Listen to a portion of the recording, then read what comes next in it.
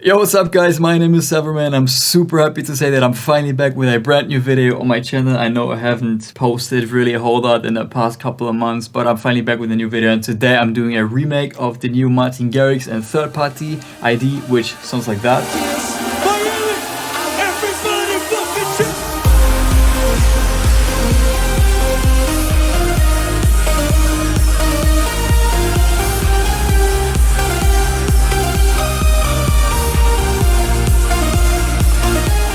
Yeah, such a cool drop. I really like this one. When I heard this one first on the Ultra live stream, it sounded quite familiar to me because I can tell they used a couple of Nexus leads and sounds, and I know some of the drum samples. And today I'll be doing a drop remake of this song from scratch in FL Studio. So let's get right into FL. As a starting point, I'm gonna use a Nexus guitar, I think. So there's one that's called Jesse guitar. This one here sounds like that.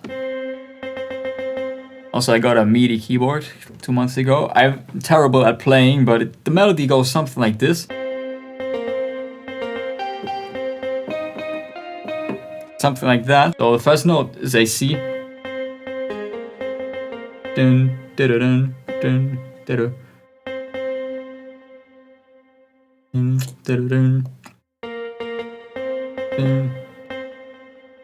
Obviously, BPM is probably like 128 or something. Okay, that's not right. These are definitely quicker. That's something I'm just doing by ear here. Yo, that sounds better already. So we're then doing this again. Dun, dun, dun, dun, dun. I think we're playing like 1/8 notes, I believe. Dun, dun, dun, dun, dun, dun, dun, dun, dun, dun, dun, dun, dun, dun. Dun, dun, dun, dun, dun.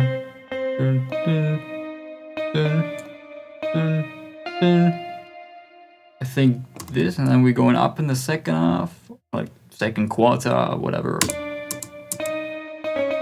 Dun, dun, dun, dun, dun, dun, dun, dun, dun.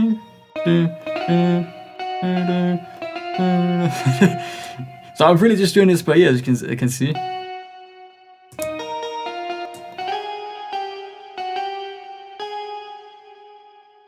Let's check out what we've done so far.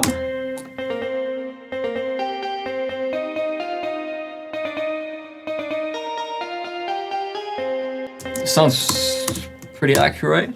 And we're going even higher here, I think. It's probably like G sharp as well. Nah, it's actually G.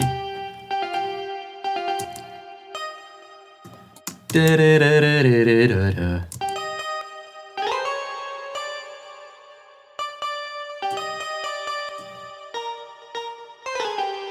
And we're going down again towards the end here. Ding, ding, I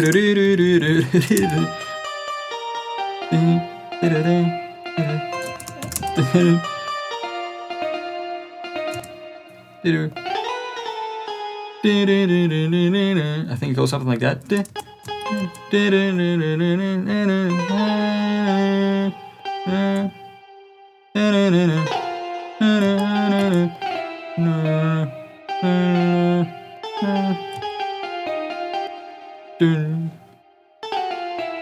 And then I think we're ending on a quarter note. Alright. So I'm gonna replay the video again.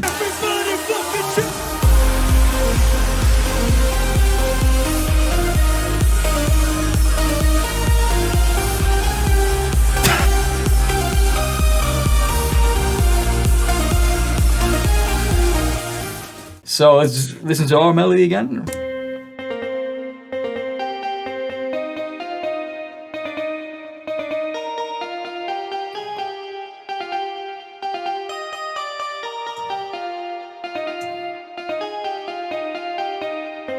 Awesome, that sounds pretty good to me. So now I think it makes sense to do some lead layering. Obviously, as we already have the Jesse guitar, so I think we can add some more layers. Usually I just go through presets, to be honest.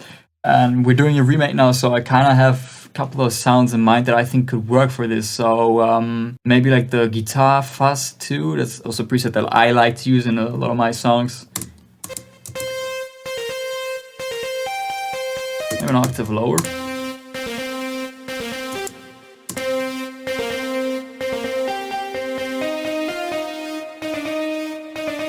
Just a little bit quieter.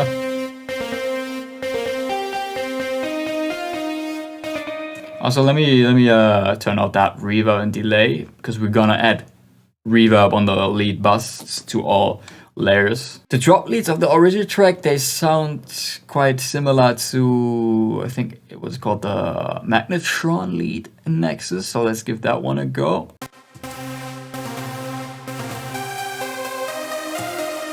Oh yeah, oh definitely, I'm getting those vibes already.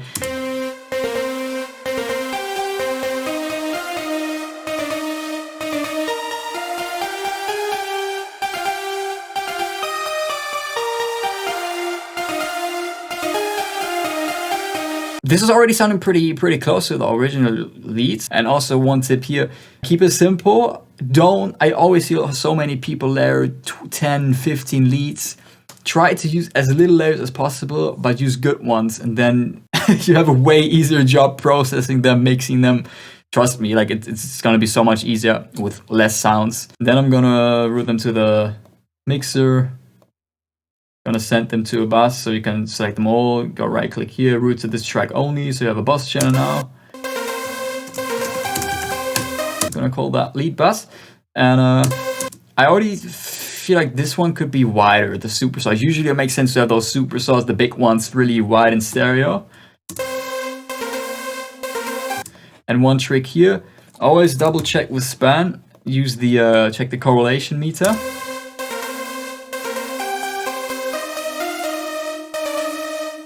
Make sure that your sounds don't go much into the negative area. So we can maybe add a little bit more width. I feel like this one has a little bit too much low mids. Here, this lower range, I feel like it's a bit too boomy. Maybe take out some of the sharp high end.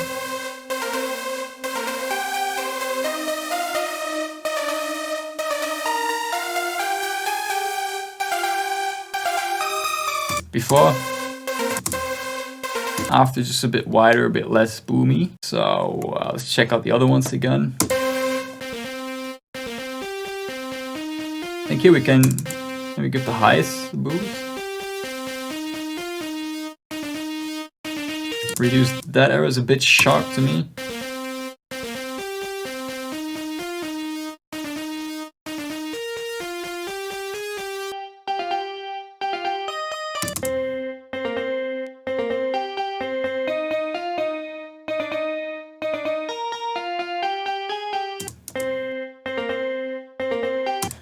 So also with the EQ, as you can see, I don't do crazy changes. With EQ, you can be very subtle. If you find yourself doing crazy EQing on sounds because they need that, then you're probably better off just using a better sound in the first place. And I'm just gonna do a real quick lead process here. So I always do the low and high cut, like high cut 16 kHz, low cut around 200 Hz. Just check where you have your lowest lead note. Usually it's not below 200 Hz. If it's like 180, all right, then, you know, go down to 180, but you don't really want to cut away from the actual melody. So here you can hear you cutting away from the melody. You don't want that. We really just want to make sure that there's no artifacts from, like, sometimes when you play a note, there's like some low end that you don't want, some rumble. So that's really just why we're doing that.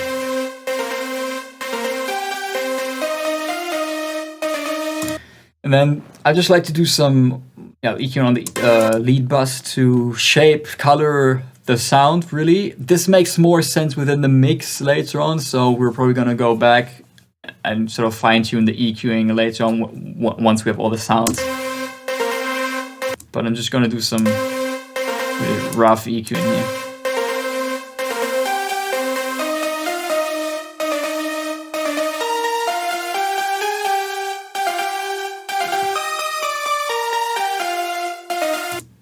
Perfect. So then what I like to do is add some OTT on the lead bus, just kind of glues them a bit together, compresses them a little bit, gives them a bit more fatness, energy. And honestly, what I do is I legit just reduce the depth and then bring it back up a little bit, really just have a little bit of glue, or to glue them a little bit together.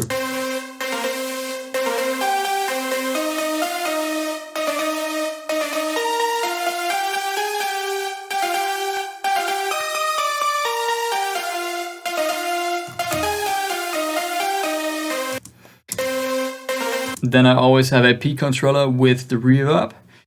I had this idea to do a separate video on explaining the fruity reverb. So I'm not gonna go too much into detail here. I just mess around with the low and high cut, set the decay to 3.5. So then you're gonna want to link this to the P controller peak, set it to invert, and then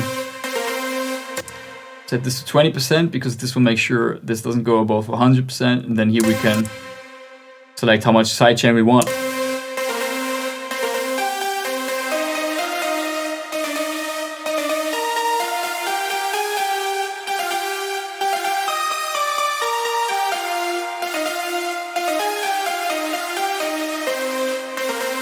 And then something I like to do as well is using a transient shaper just to add a bit more punch to the leads. Probably makes sense to add this one before, like in front of the reverb.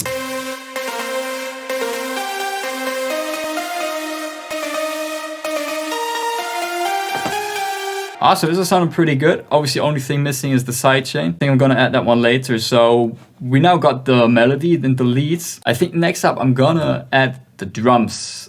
Then after the drums, I'm gonna do bass, chords, and then the rest of the sounds. This one, I'm gonna use this. And what I usually do is I make sure that the kick doesn't take up more than the first half in each bar, so that we have essentially this space for the sub bass.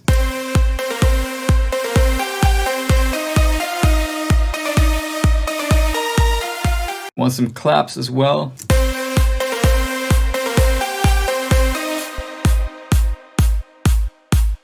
Also, this is the famous Don't You Worry which I downloaded. I think it's originally from the Vengeance pack actually.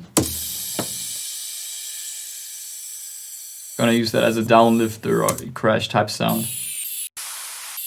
And I think they have one that's sort of repeating every second bar, I believe, on the drop. So I'm gonna do something like that here, where we repeat it here, here, and then probably like that.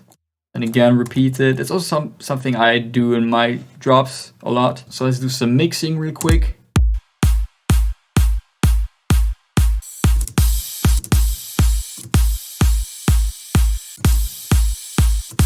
Always double check the span, that looks good. Doesn't go above -30. This one is way too loud.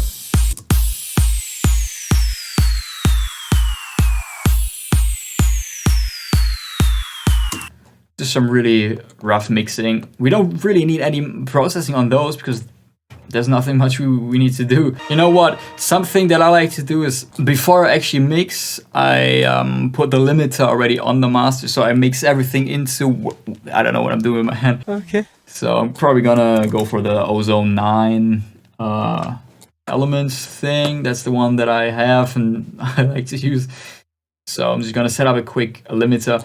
I like this one because you can really push the song and yeah, you don't really have any pumping or whatever. So we're just gonna set the CN at 0. We don't need any threshold because we're mixing the sounds into the seating, so it doesn't really matter. So that's really just to make sure the track is not clipping right now.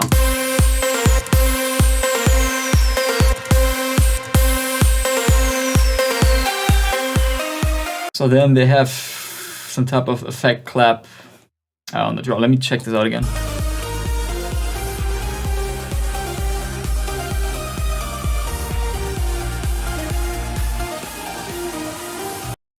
So they have this one at the end of every second bar. So it's doing this. So here they actually have 2 additional kicks. Let me add that as well. Perfect. So let me add a ride. This one will do the job.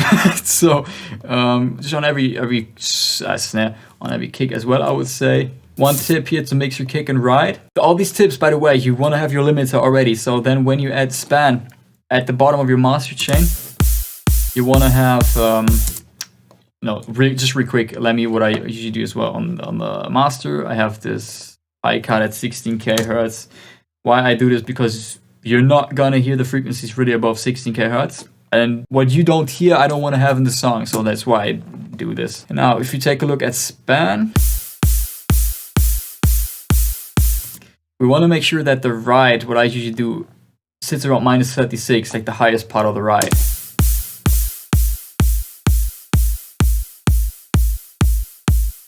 Yeah, that's looking good. Perfect, so the drums are sounding pretty good. We just need some fills here, so they have some type of... We're probably gonna use a snare for that. I'm not sure, we could try this basic snare. I think it's the one from FL Studio. Just pitch this one up maybe. I think I'm gonna reduce this.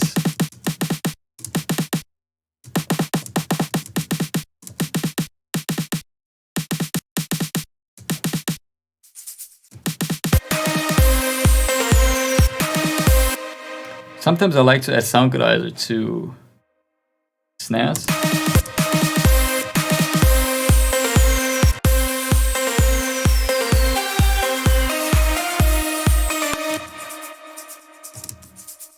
Gonna bring down the volume of the shaker a little bit. Awesome, so now we got the drum section, the leads. So what's missing is the bass line, the chords, and some ambient sounds, and then we're pretty much there already. So I'm gonna do the sub bass, I think, next. I'm just gonna start off with a Twix oscillator, and then I'm gonna set up 2 sine waves like that, -24, -12 octave. All right, so I think the bass line goes like that.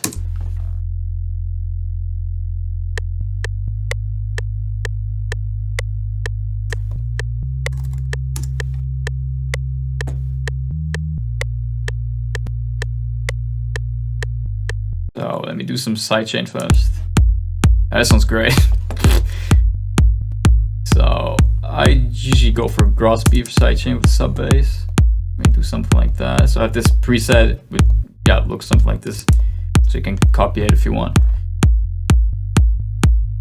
And then what I like to do on the sub bass, I like to add our bass, because this one really enhances the harmonics kind of. So when you have a sub bass with harmonics, the lower the bass goes, the more you want the harmonics to be present, because else it gets too muddy, and the R bass does a really good job with this. So let's see what we can do with this one.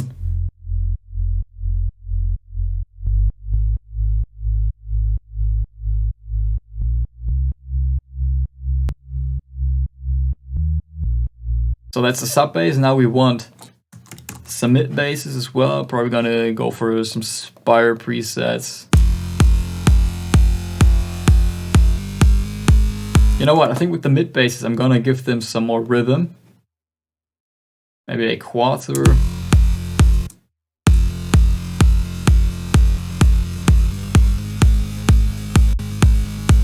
Or 16. I think I'm gonna do 16th note. No, I'm gonna do just a low cut on the bass for now, to obviously make some room for the sub bass. Maybe that way.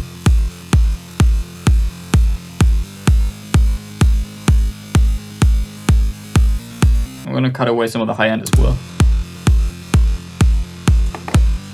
Right, let's find another one.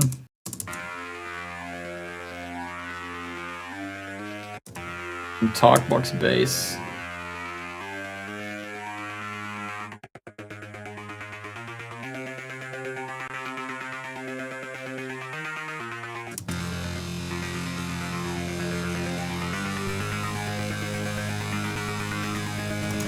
Mid bass 2, maybe some distortion. I like to use this one, the Fruity Blood Overdrive. It has a nice character.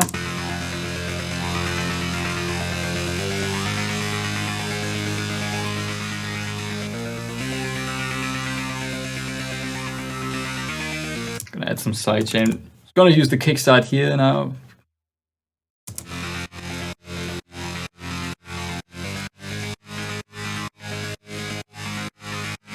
Let's see what it sounds like with the rest.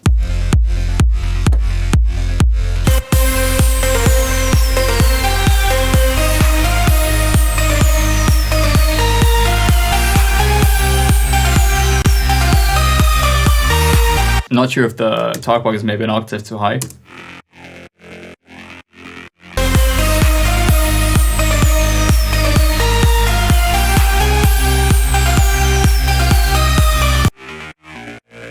I think I prefer that. Now, I think we need to do some more EQ in here. This range is too sharp for my taste. And sometimes what I like to do on mid-bass channels is to sort of add like one resonance around 8, 9, 1K hertz. And this helps to make the mid-bass pop in the mix a bit more.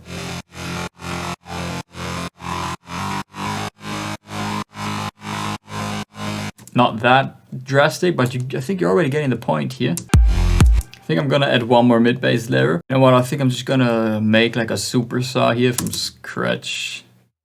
Something I like to do as well, add a supersaw to the mid-bass as well. It can give some nice warmth to the bass line.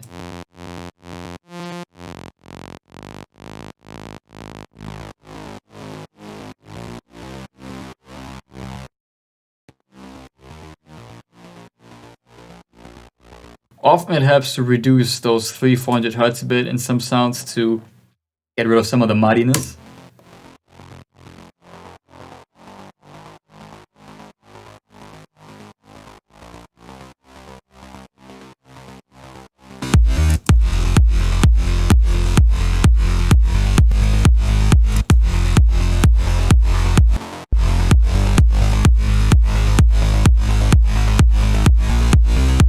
Now we need some chords as well, of course, so just go with Spire again. Honestly, remaking chords can sometimes be quite tricky because it's hard to hear all of the individual notes of the chord stacks. So I'm just kind of gonna do the chords how I would do them if I did this song with those bass notes. So let me see what we can do here.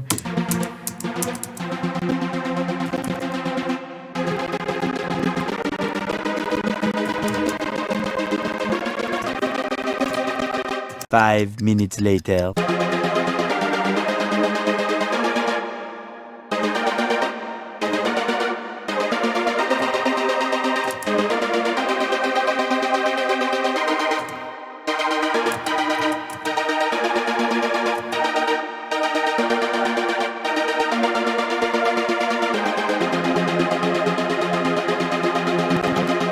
Yeah, I think I'm gonna stick to those. We'll probably want to use a different sound though. So the type of sound they use is less detuned, I would say.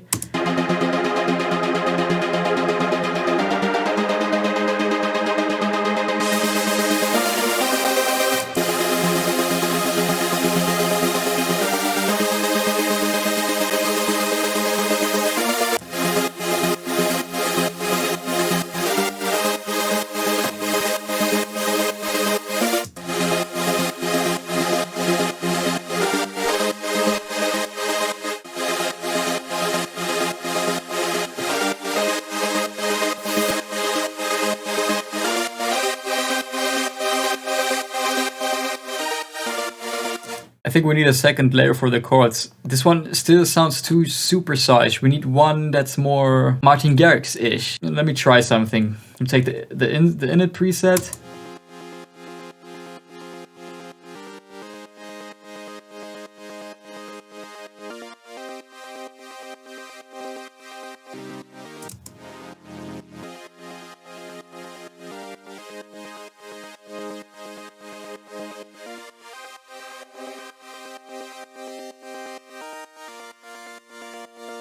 So that's what I'm talking about. That sounds more Martin Garrix-ish. Well, you know what I think? We're missing some body in the chords. So let me maybe copy those notes.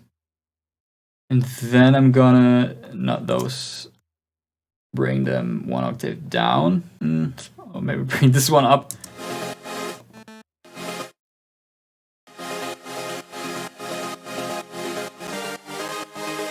I think that's actually quite good. A little bit more sidechain.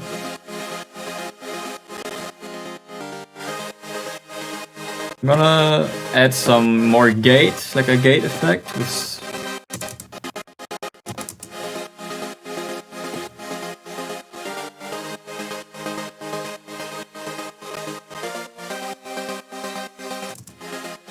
Some distortion.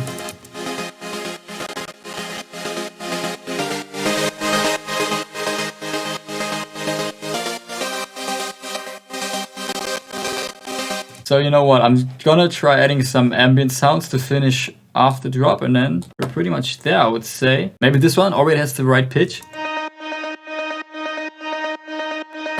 So with those sounds, you gotta be careful, because these often have some nasty frequencies.